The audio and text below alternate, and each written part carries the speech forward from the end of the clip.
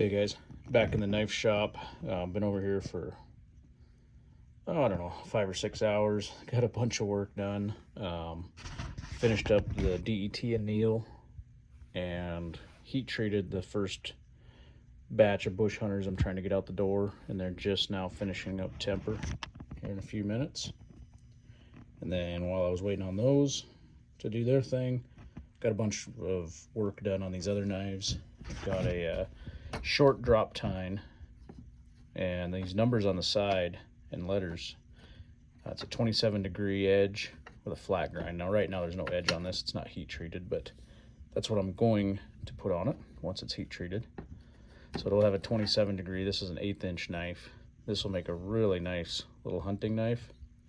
I decided to dish out kind of up here behind the tip because these short drop tines I think are great little skinning knives, and having this little notch here, you wouldn't think it makes much difference, but it's a great place to rest your index finger when you're using this upper kind of forward inch of the knife to do skinning, making precise cuts.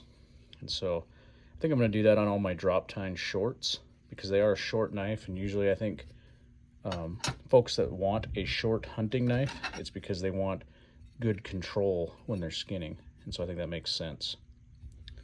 I don't think I'll do it on the long drop tines because usually when people want a longer knife, they're more comfortable skinning it like this. I don't think they'll be putting their finger up here like that, but it wouldn't be that hard to add one either if you're interested in one. And so all three of these drop tines, the short and the long, they're all getting that 27-degree edge with a flat grind. And I think for a hunting knife, that's a very good grind. You know, a nice flat grind will make a nice slicer, skinner, and it also removes the most amount of material, so that way the knife is lighter. Down here I've got two Buffalo Scouts, and these are getting the 30-degree Scandi grind. And I know some folks had commented they thought 30 was a little heavy for a Scandi, and it might be for some uses, but the Buffalo Scout is meant to be a very good general purpose field knife, and so it needs to have a little bit stouter edge than maybe what you would do on a hunting knife or a carving knife. And so 30 degrees will still do everything you need to do in the field. It'll clean game, skin. You can also do harder tasks like baton and make tools, cut notches. So 30 degrees is a stout edge, but still plenty sharp enough. All my knives I usually make with a 30-degree edge. Last year I ran the same knife through all my classes, did all the batoning and all the demonstrations in classes. Then I skinned, gutted, and quartered a deer with that knife, and it was still plenty sharp. So I have no doubts about 30 degrees being a good functional field edge, but sometimes people do want something a little finer if they're not worried about beating on the knife so bad. So over here, I've got the remainder of the knives that I'm going to be making out of 5/32 inch 52-100. And I'm going to do a couple. This one's going to get a 30-degree Scandi edge, and I've already started that. This one will be a 27. And I think these other three, I'll just leave it at 27. Because price-wise, they're not really going to be much different than these two, or the Buffalo Scout rather. So I think a person who wants the shorter drop tine knife is probably going to appreciate the finer 27-degree edge versus the more heavy-duty 30-degree edge like this kind of Buffalo Scout will be getting. Because, like I said, the Buffalo Scout's more of your general purpose field knife, where the drop tine is going to be more of a dedicated heavy-duty hunting knife.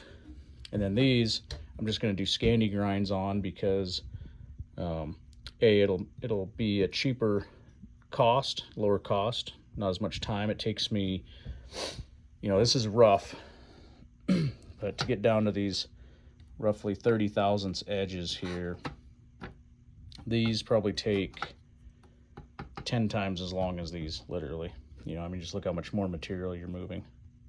And so I think a Scandi grind is just fine, especially at about 27 degrees. I think it's going to be a good knife. I don't think most people really notice the difference until you start getting into you know, chef knives and things like that. But field knives, I just don't think there's that much of a difference between a Scandi and a flat or a saber. And so, like I said in previous videos, for the knives that I'm trying to price at that sub $200 price point, a Scandi grind is going to be a very economical grind, and I don't think you're going to notice a difference. Plus, if you look at how much thinner, how much less material there is on this knife versus this one, it's the same width, but here you've got the full thickness of the blade stock, that bar. So this is a very strong knife. Not that these aren't. I mean, 1/8 inch 52-100 still very strong, but like I said, these are a little bit, you might say they're overbuilt. If you're looking for a good bug out knife, good field knife, I think the Buffalo Scout is where you want to go. It's going to do all the things you need to do. If you're looking for a lighter weight hunting knife, I think drop tines are excellent choice that also give you a lot of options should you find yourself stuck up on the mountain unexpectedly. You know, you're going to be able to do a lot more with one of these than you can a scalpel blade. All right. So anyways, be looking for these. I'll be getting them heat treated in the next week or so, and I'll be putting handles on. I think most of these are going to get just a 1/4 inch G10 scales. Keep it real simple, keep it economical, but still be a high quality knife for those of you that are running on a budget. I get that.